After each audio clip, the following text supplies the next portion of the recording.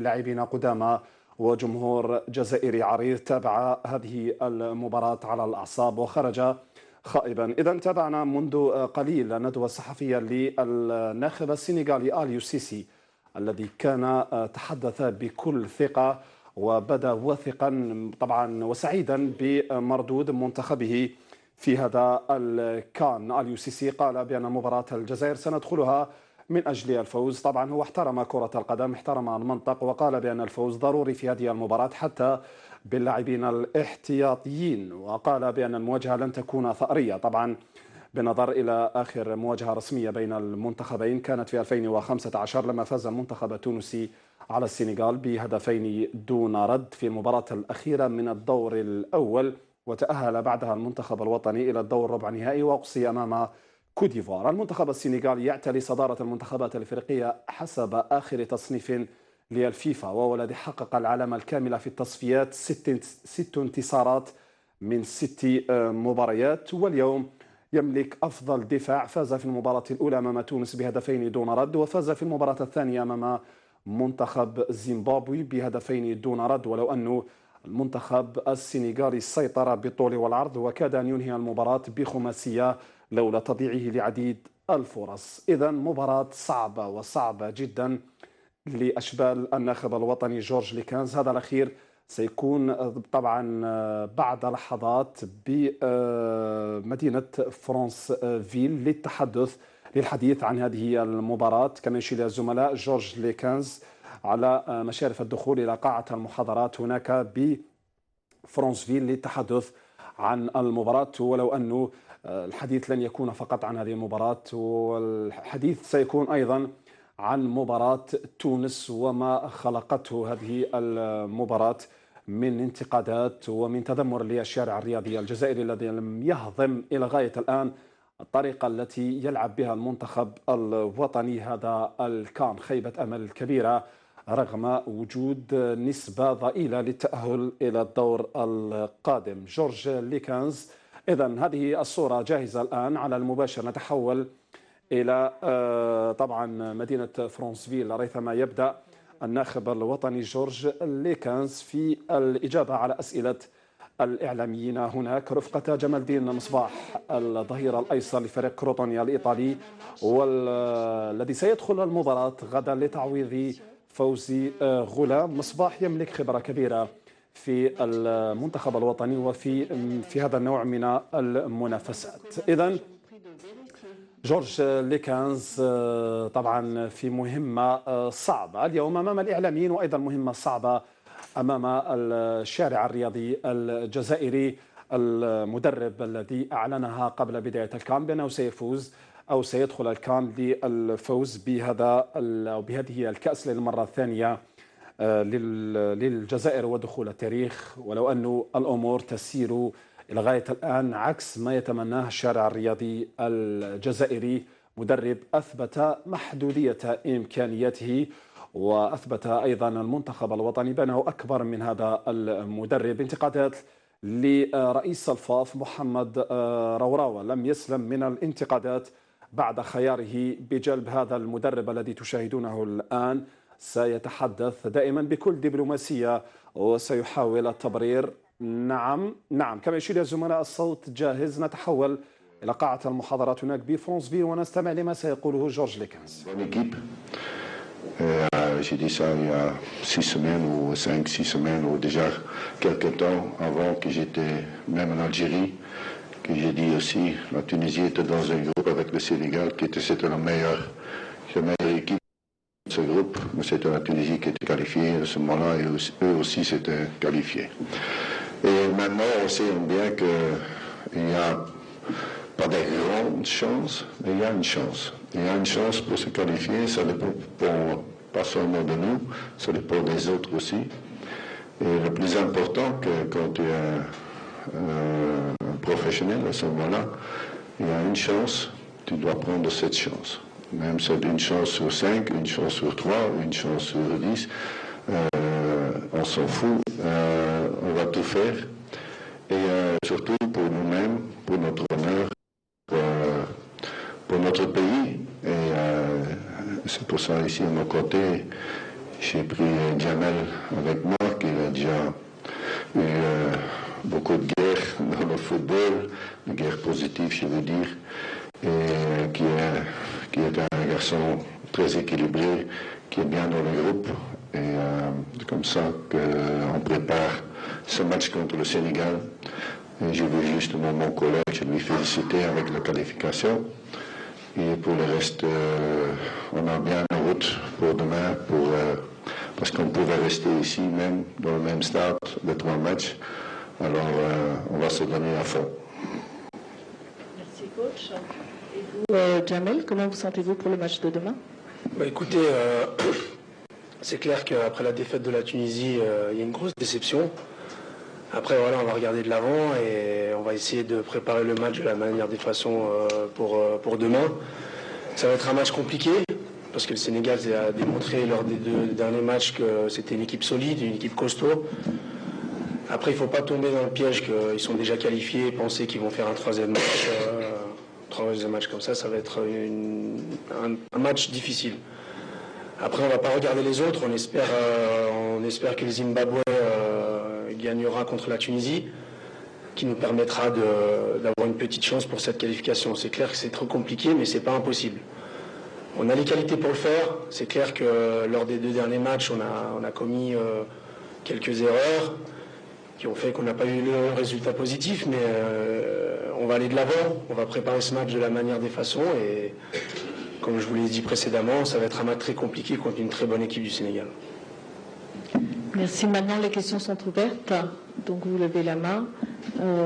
Ici. N'oubliez pas de vous présenter, s'il vous plaît. Oui. Moumenet Kassiadi du journal Le Biteur. J'aurais 2 questions. Une pour Coach Lekens. Coach Lekens, contrairement à ce qui se dit ici et là, vous êtes toujours le maître à bord dans cette équipe nationale. Et comment allez-vous appréhender ce dernier match où vraiment on n'est pas maître de notre destin? Pour Jamel, on connaît votre rôle dans cette équipe. C'est un rôle d'un ancien, d'un cadre. Croyez-vous vraiment à une qualification ou peut-être à une source d'orgueil de vos camarades après les 2, on va dire, moyennes, pour ne pas dire autre chose? Oui, premièrement, pour répondre aux questions, moi, je n'étais pas ici pour la conférence de presse. Je sais que c'est votre boulot d'enchaîner les choses. Moi, ce n'est pas mon boulot. Mon boulot est surtout travailler avec des garçons. Quand je suis venu, je vous ai dit que j'ai du travail. Et ce n'est pas sur un match ou sur 2 mois que ça s'arrange. Et je sais que c'est un défi, c'est pas un défi facile. Moi, toute ma vie, je n'ai pas eu de défi facile. J'ai toujours décidé aussi de prendre le défi un petit peu plus difficile. C'est aussi pour moi quelque chose de spécial. Et c'est vrai que parfois dans la vie, tu ne reçois pas ce que tu veux. Hein? Parce que tout le monde dit que, comme mon collègue Kasper Jacques a dit, c'était pas le meilleur match, j'étais efficace. Cette efficacité, on va trouver, et on va certainement trouver. Et comme on l'a dit, on doit éviter certaines choses. Et justement, Jamel l'a dit, on doit éviter les petites fautes. Et au long terme, ça va sortir. On est obligé. Et c'est pour ça que même que s'il y a une erreur, ça doit toujours être un but. De l'autre côté, la manière, la mentalité est bonne et on va mettre la barre un petit peu plus haut pour nous-mêmes. Et certainement, ce groupe veut travailler, mais il y a encore du boulot à faire, ça c'est sûr. Et là, je dois assumer que quand il n'y avait pas de boulot, maintenant, si ça s'est arrangé sur 2 mois, 2 mois et demi ou 3 mois, ça veut dire que ça pouvait être un petit miracle, mais je ne crois pas dans le miracle. Je crois seulement dans le bon travail, le travail à profondeur et le travail avec des gens qui sont autour de moi et surtout des joueurs que j'y crois qu'on va le mettre sur, et certainement on va le mettre sur un autre niveau, ça c'est sûr. Et je suis par là compliqué dedans. Écoutez, c'est clair que nous on y croit. Comme j'ai dit avant, on fera les comptes lundi à 22h. Nous on y croit. Et après c'est clair que ça va être compliqué. C'est clair qu'on devra sortir un gros match parce qu'on va jouer on va dire l'équipe on va dire, qui a démontré lors de ce début de la CAN, une des équipes plus fortes, qui l'a démontré sur le terrain lors des 2 derniers matchs. Donc ça va être compliqué. Après, c'est clair qu'on devra tout mettre de notre côté pour rivaliser contre cette équipe. Donc voilà, c'est ce qu'on fait depuis hier. On travaille, on essaye de perfectionner on va dire notre jeu pour être dans les meilleures conditions pour affronter ce Sénégal demain soir. Mais voilà, vous m'avez posé cette question, nous on y croit. Après, il faudra démontrer qu'on a la capacité de décrocher cette victoire et de pourquoi pas cette qualification avec l'aide entre guillemets du Zimbabwe.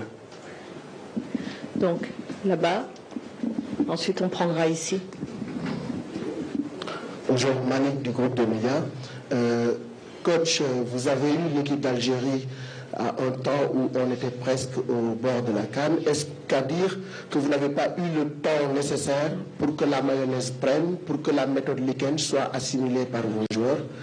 Et en cas d'élimination, êtes-vous prêt à rendre le tablier ou bien vous laissez votre sort entre les mains de la Fédération algérienne de football?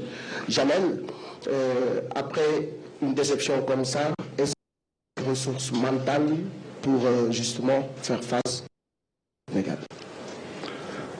Premièrement, quand tu prends un défi, et certainement tu prends un boulot, j'ai un petit peu d'expérience.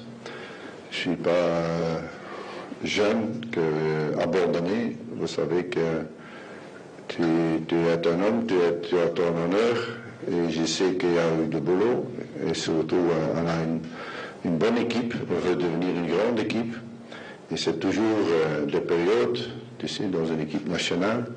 On a vécu ça dans des autres pays, hein, parce que même, on a parlé avec Aspajak, avant que j'étais à Tunisie, avant j'étais en Belgique, et c'est vrai, ça n'a pas tombé du ciel. On a du boulot avec ça pour retrouver une certaine efficacité. Petit à petit, on va revenir sur ce niveau-là, et c'est pas aussi avec une victoire, tout est résolu.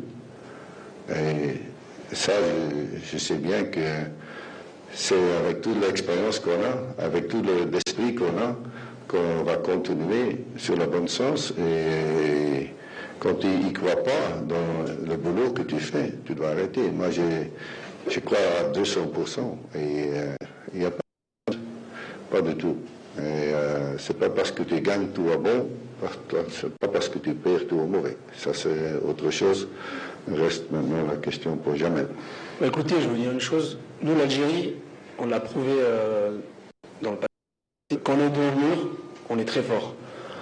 Donc là, on est vraiment dos au mur. Ça veut dire que on va pas dire que ça va être un exploit de passer ce tour, mais les chances, elles sont minimes. Mais quand on est dos au mur, quand on a besoin de cette petite étincelle pour sortir, entre guillemets, de cette pseudo-crise, entre guillemets, bah là, on est fort. Donc moi, je ne me fais pas de soucis. Je vois tous les jours les joueurs, je vois tous les jours le groupe, et les ressources mentales, elles sont là, et ça reste une force de l'équipe nationale de l'Algérie et aussi d'un Algérien en général. Donc on avait dit ici. Bonjour à tous, Saïd Felak, journaliste au buteur, donc j'aurais une question pour le coach et pour Jamel. Il y a deux buteurs. On est en force. Hein. Oh, félicitations, les gars. Avec ça, tu peux jouer aux cartes. Donc, coach, au vu des deux premiers matchs, on a vu la prestation a été décevante, doit-on s'attendre à des changements face au Sénégal?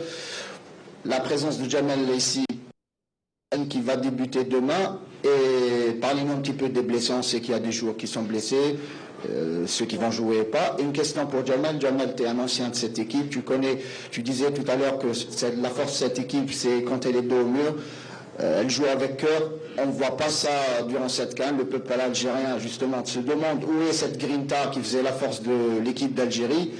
Toi qui es un cap, est-ce que tu sens réellement que ce groupe manque de solidarité? Est-ce que peut-être l'arrivée de certains nouveaux joueurs fait qu'il n'y a pas encore cette homogénéité dans le groupe, dans l'équipe, voilà. Ouais, premièrement, que Jamal est à mon côté, c'est grâce à sa personnalité, l'être humain qu'il est, le footballeur qu'il est venu, et certainement c'est quelqu'un qui, peut-être à long terme, va rester longtemps dans le football. Et vous savez que moi je ne regarde pas pour demain, je regarde aussi pour après-demain, après sa carrière peut-être. C'est un garçon posé, c'est un garçon avec un beaucoup de bon équilibre, il est très bien dans le groupe. Et c'est pour ça aussi, quand je l'ai vu et je le connais, comment ses habitudes dans le groupe, c'est un meneur d'homme, et c'est pour ça qu'il est à côté de moi. Deuxièmement, que sur la question que tu vas changer, premièrement, je suis en train de voir quel est l'état de santé de certains joueurs. Brahimi hier n'a pas entraîné à cause de son tendon d'Achille. Puis Rice, vous savez, il a encore mal à jouer, ça c'est sûr. Soudani, hier aussi, individuellement avec notre préparateur physique, ça c'est out aussi. Et on peut beaucoup pleurer parce que ceux qui ne sont pas là, et puis Taider, etc., ça ne sert à rien, ça perd du temps aussi pour vous. Ça ne sert à rien, et Taider, j'ai vu Taider qui est opéré avant, et tu peux dire ceux qui ne sont pas là, c'est maintenant avec les joueurs qui sont ici. Besbeni, c'est très, très, très douteux.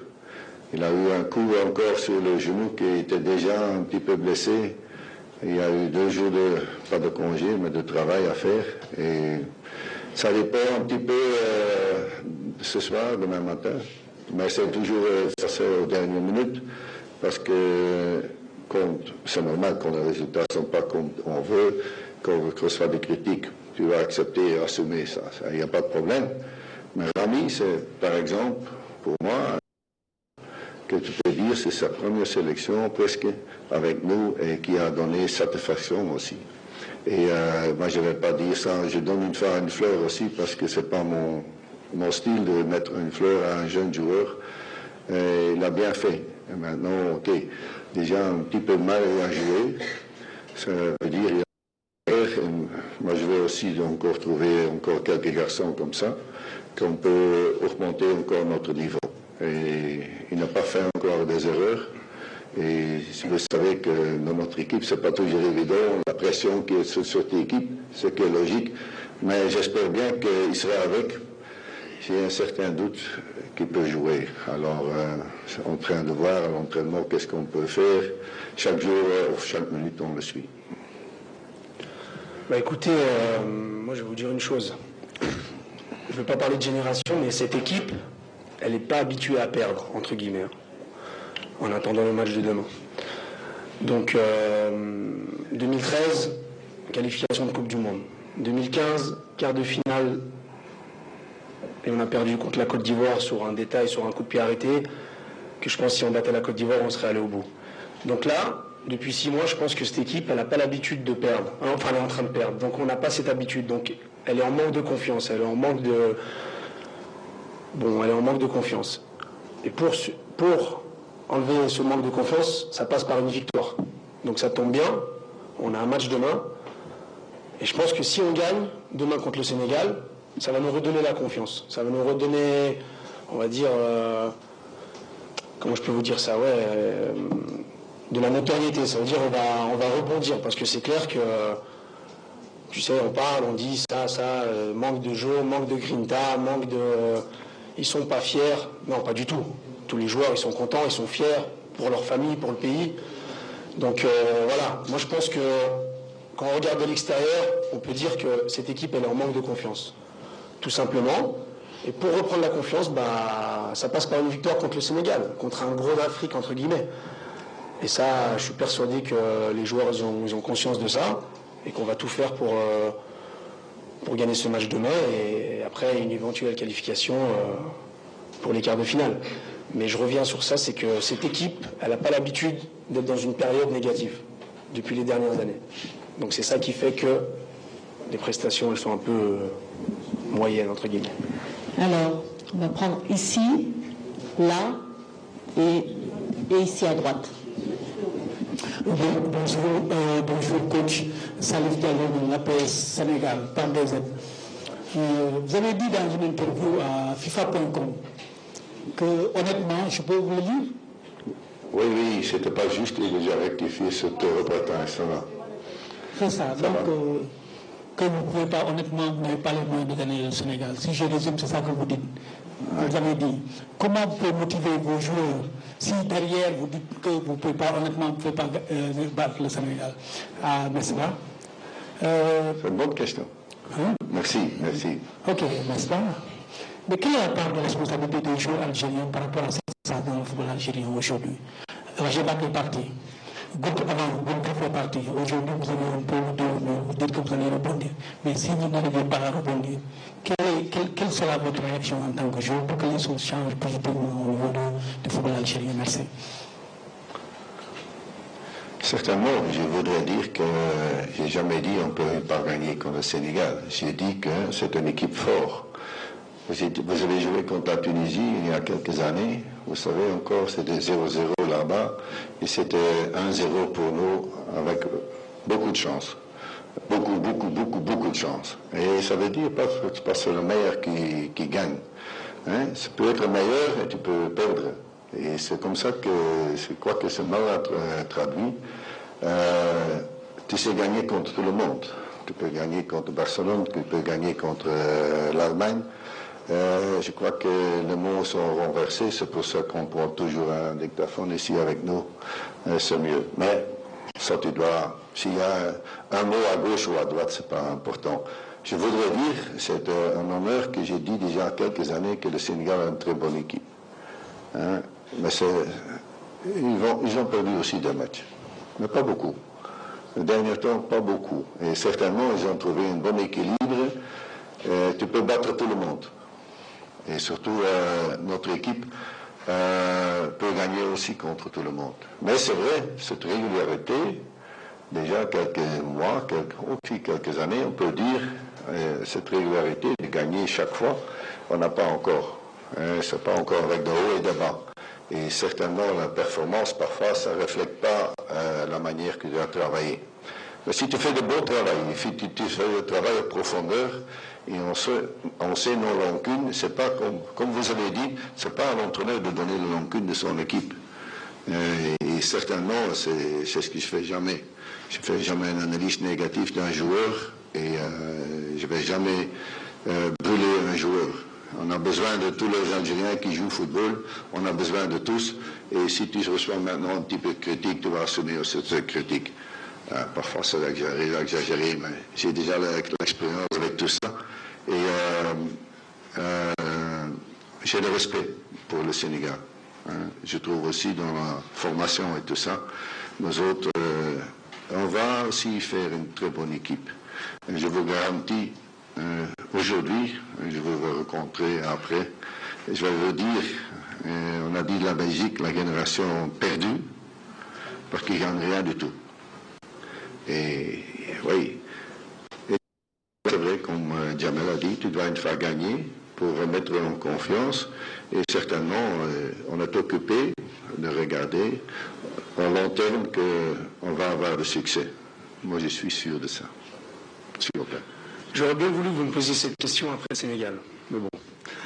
Et c'est clair que nous, on a une part, on a une part de responsabilité de la situation, entre guillemets. Et on prend toutes les responsabilités parce que c'est nous les joueurs, on a tout à disposition pour être au top. Donc les joueurs, nous on prend la responsabilité de cette situation. Et après, on fait les comptes à la fin. On fera les comptes demain soir, tout simplement. On avait dit ici. Après ce sera là. Coach, bonjour, Djali Aish Jazair. Coach, merci de répondre sans langue de bois. Premièrement, j'ai deux questions pour vous. Première question, on a vu que l'équipe d'Algérie, elle s'est entêtée, vous êtes entêté à jouer le 4-2-3-1 durant les deux premiers matchs. Déjà contre les Zimbabwe, on avait pris l'eau de partout, surtout quand on jouait avec deux joueurs récupérateurs. Pourquoi vous n'avez pas changé de tactique pour le deuxième match? Et je voudrais rebondir sur la question de mon collègue Alexis Mugabe. Si demain l'équipe d'Algérie sera éliminée à cette CAN, ça sera une débâcle pour nous. Qui sera le responsable de cette débâcle? Les joueurs, la fédération ou bien vous? Et si c'est vous, coach, est-ce que vous allez remettre votre démission à la fédération? Merci. Vous savez, vous demandez beaucoup de... Oui, c'est vrai. Hein. Premièrement, je crois qu'on a tous responsables. Hein. Tu sais bien qu'on forme un groupe, tu formes un pays, ça veut dire tous ensemble, je crois bien. Et c'est vrai que, comme je vous avais dit, faire des changements, tu ne sais pas faire directement. Tu fais des changements petit à petit. Je crois que, comme vous avez dit, la première question que vous avez demandé, le changement tactique, c'est ce qu'on a, si on a joué avec 2-6 que vous avez vu, je sais que ce n'était pas le cas, c'était avec un 6 et un 8. Mais ça va, ça tu dois regarder de ton côté. Il n'y a pas de problème. Nous autres, on a expliqué ça aux joueurs, et je crois qu'ils ont fait. Ils ont fait véritablement ce qu'ils devaient faire, et quand l'adversaire s'adapte à toi, ça veut dire déjà une bonne chose. On est sur le bon chemin. La Tunisie s'adaptait à nous. Ils ont mis directement 2 demi-défensifs, 2-6 pour fermer la baraque. Et c'est déjà un respect vis-à-vis de nous. Ce respect, on ne peut pas perdre. Ça, tu as raison. Et on ne va pas perdre non plus. Je crois que dans des situations pareilles, l'avenir est beaucoup plus beau que vous croyez. Et c'est toujours difficile d'accepter une défaite. Moi, je déteste de perdre un match de football, mais je déteste même perdre un match de ping-pong. Alors, quand tu détestes de perdre, c'est une bonne chose. Aussi, le groupe n'aime pas tellement. Mais pour grandir, parfois, tu as certaines douleurs, et certaines douleurs, tu dois accepter dans la vie. Ce n'est pas toujours des fleurs, et gai, et plaisir. Et parfois, c'est du boulot. Et le boulot, on va faire, et certainement, je vais continuer à faire. J'ai répondu à ta question. Donc, on avait dit une question ici, après une question dans le fond. Non, là. Le buteur, déjà, on a déjà eu 2 buteurs. J'espère avoir 3 buteurs. Alors. Une question. Farid, Radio France Internationale, une question pour Jamel. Comment on fait quand il y a énormément de critiques? C'est déjà compliqué de perdre, mais quand il y a énormément de critiques, comment on réagit? Est-ce que vous écartez ça? Est-ce que vous regardez? Est-ce que ça vous booste? Il y a un esprit de revanche ou vous en fichez complètement? Écoutez, quand on est critiqué, c'est clair que ça fait mal. C'est clair que ça fait mal. Après, c'est là que, dans les critiques, c'est là qu'on voit si on est une équipe, si on est une grande équipe ou pas. Donc, on l'a déjà prouvé dans le passé qu'on a réagi par rapport à des critiques qu'on a eues précédemment. Mais c'est clair que ça fait mal, comme toute personne, comme tout humain. Mais voilà, on va rebondir et ça va nous donner plus de force pour entre guillemets, effacer ces critiques. Après, c'est clair qu'on les accepte. C'est comme quand on gagne, on aime bien qu'on nous mette en haut. Et après, quand on perd, on accepte les critiques. Mais c'est clair que c'est difficile pour un groupe, c'est difficile pour un joueur en général d'être critiqué. Mais je le répète et je le pense vraiment, on fait le bilan demain soir. On fait le bilan demain soir parce que c'est clair qu'on a des critiques par rapport aux 2 premiers matchs. Mais c'est pas fini. Et c'est clair que c'est facile de parler comme ça. Vous allez me dire oui, mais c'est difficile, tu parles comme ça, c'est positif. Mais moi, je reste positif. Je le fais par le passé, par rapport à ma carrière personnellement et par rapport aussi à ma carrière en équipe nationale. Qu'on a eu des moments très difficiles et on a rebondi. 2013, on sort au premier tour. 2014, on est en 8e de finale et on fait 0-0 après 90 minutes contre l'Allemagne, contre les champions du monde. Donc voilà. Et ce qui est bien, c'est que durant ce cas, les matchs ils sont rapprochés. On joue la Tunisie, on perd, on est déçu, on rentre à l'hôtel, jour d'après, bing, on rejoue. lundi soir, demain soir, on joue le Sénégal. Ça va être compliqué. Très bonne équipe, mais on est l'Algérie, on a du potentiel, on est une bonne équipe, on a des joueurs. Donc voilà. Donc on acceptera d'un éventuel échec, tout simplement. Nous allons prendre les 3 dernières questions. Donc on avait déjà dit ici, on avait dit là et là-bas. Nick Cavell from BBC World Service for Coach in English, please. Coach, will you be taking note of what is happening in the other match with Zimbabwe, or you don't care? And secondly, how do you replicate the form that Algeria had in the qualifiers when they qualified very well? What have you done to try and replicate that for this last match against Senegal? Good question. I never think about the other game. Try to win your game. Because when you have your concentration on the other game, you're losing your focus. And your focus you have on this game. First you have to do what you have to do, try to win. It's not depending on yourself. It's now depending on another one. I don't like the situation, but the situation is like this. You can't change anymore this situation. From the other half, this game is a game in the growing of this team. It's also a very good test. Also this camp is a very good test for us. And we know what we have to work about. Second question was what? You played so well in the qualifiers. How do you replicate in this match? Yeah, we have. I started, I think, in November and 1st November or something. I don't look too much back, and we have to perform better. We have to perform better, and we have to be more efficiency, and that's the team working about. It's not about. It's like this. Also, otherwise, I was a magician, and I'm not a magician. I'm a coach who working very hard and knows what he has to do in this kind of situations.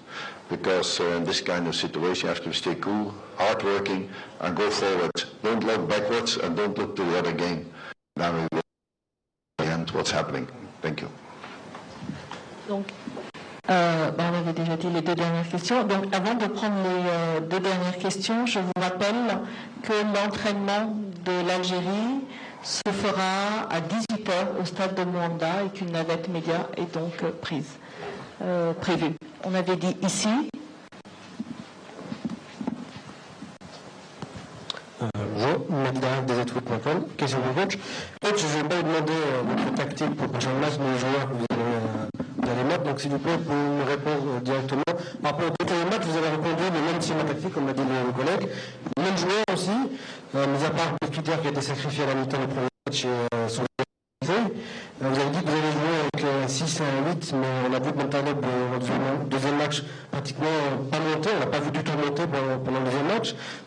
Vous êtes satisfait de joueurs et de votre tactique lors des 2 premiers matchs. Est-ce que vous êtes satisfait de ça? Et une deuxième question, s'il vous plaît, pour Diana Mesma.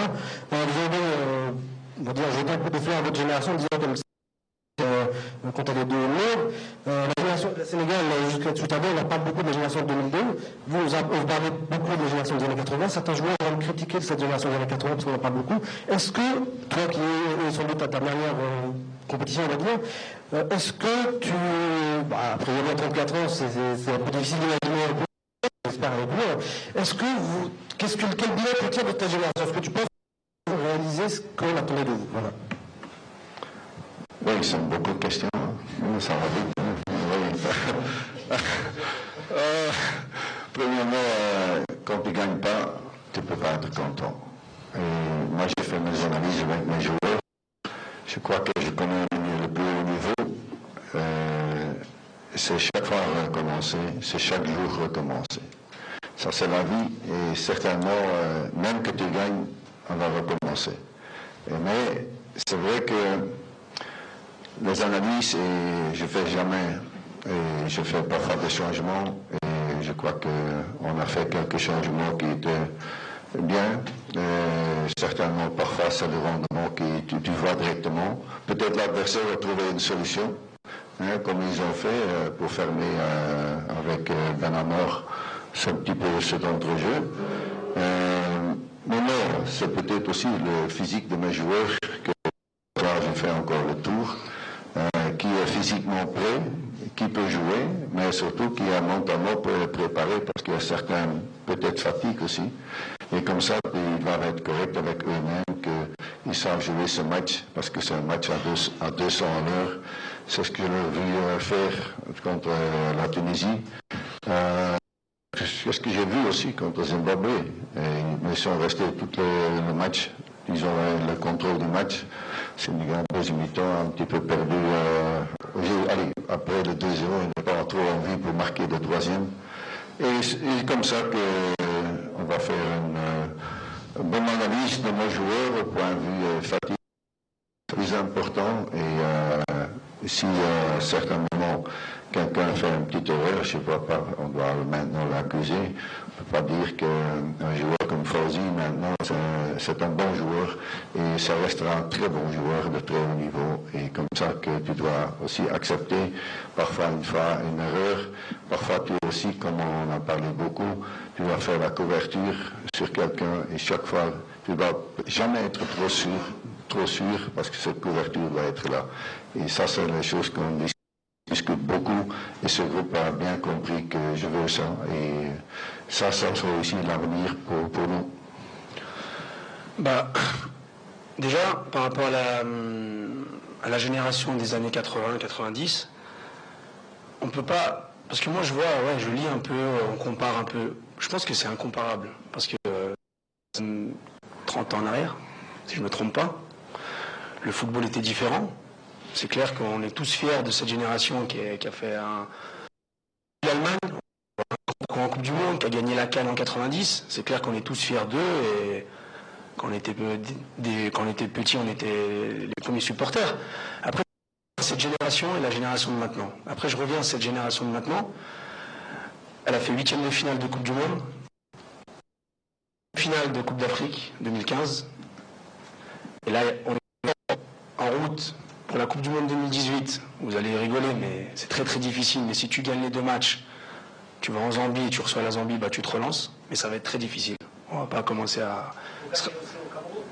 Ouais, ça on verra. Déjà la double confrontation Zambie qui sera au mois de septembre-octobre, je crois. Si tu fais les 6 points, tu te relances. Ça va être difficile. Et voilà. Après il y a le match de demain. C'est clair que les chances elles sont minimes, mais on ne sait jamais. On va se battre. Et tu le sais très bien qu'on va tout faire pour en sortir positif. Après, voilà, cette génération, tu m'as posé la question si elle avait fait le maximum. C'est clair que j'aurais bien aimé, et j'aimerais bien, gagner une CAN, ou aller le plus loin possible, avoir un titre avec cette génération. Mais je pense que de 2011 jusqu'à aujourd'hui, je pense que l'Algérie a donné une satisfaction, que ce soit pour le peuple algérien ou que ce soit pour le football africain. Donc, après d'avoir fait le maximum, on ne fait jamais le maximum, on peut toujours faire mieux. Mais voilà, il ne faut pas blâmer cette génération et je te le confirme. Et pour terminer, ces différences entre les générations des Madjer, Belloumi, etc. et les générations de maintenant, c'est incomparable. C'est incomparable et on ne va pas rentrer dans le discours football, machin, mais c'est incomparable. On ne peut pas commencer à dire la génération d'avant, la génération d'aujourd'hui. Tu peux comparer sur 5-10 années. On peut comparer la génération de 2004-2010 avec celle de 2011-2017. Tu peux avoir des comparaisons parce que c'est plus ou moins le même football. Mais comparer une génération, que ce soit l'Algérie ou un autre pays, avec un intervalle de 20-30 ans, il n'y a pas de sens, à mon avis. Donc, une dernière question courte dans le fond. Alors court, je ne suis pas sûr. Olivier pour Canal+. Georges, vous vous êtes installé à Moanda. Sur la communication algérienne, il y a eu quand même pendant la compétition une espèce de blackout pour contrôler un petit peu ce qui peut se dire et s'écrire sur l'équipe d'Algérie. Ça n'a pas forcément marché parce que la presse est aussi avide de rumeurs et tout ça, et forcément derrière une certaine réalité. Est-ce que ces rumeurs ou bien tout ce qui peut sortir ou faux sur l'équipe d'Algérie pendant la compétition. Est-ce que ça affecte le groupe et est-ce que c'est pas une communication finalement qui a porté préjudice au moral et au mental de l'équipe d'Algérie? Oui, premièrement, bonne question. Vous savez que si tu n'es pas avec cette situation, tu dois seulement penser à ton boulot. Ton boulot, c'est quoi? C'est tes joueurs, c'est dans ton hôtel, le prochain. Et le reste, vous savez, tu gagnes, tu es le plus beau, tu perds, tu es le plus mauvais. Tu sais, ça c'est... Pour moi, c'est autre. C'est la manière de travailler, comment tu travailles. Et moi, je ne suis pas quelqu'un qui est aussi euphorique quand je gagne. Je ne suis jamais en dépression quand je perds. De l'autre côté, je suis déçu. Tu es un gagneur. Et je vois que c'est ce que je vois dans cette équipe. Quand je ne vois pas de possibilités, de qualité, vous savez que j'ai signé pour l'Algérie. Vous ne croyez pas, hein, je ne vais jamais faire. Je suis certainement dans une équipe qui se cherche encore et qui va avoir du succès. Et comme Jamal a bien dit, parce que certaines générations il a fait, c'est pas parce que même pour la qualification pour la Russie, si tu mets ta tête comme ça, tu es abattu et tu restes pas voir après le match que tu as joué, tu es déçu, mais tu restes voir ton prochain match, c'est le Sénégal. Tu dois voir ici, tu dois rester debout et tu dois te montrer qui est le leader et qui est un gagneur. Et c'est comme ça que moi je regarde le long avenir et tout le monde, vous savez qu'il y a beaucoup de monde qui est jaloux de l'Algérie à la fin.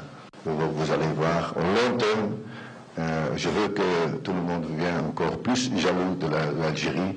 Je vous garantis qu'on va avoir une bonne équipe. Une équipe top, mais on va avoir une bonne équipe qui peut devenir une grande équipe. Et là, je suis sûr, mais il y a encore de boulot à faire. C'est ce que je sais aussi. Merci.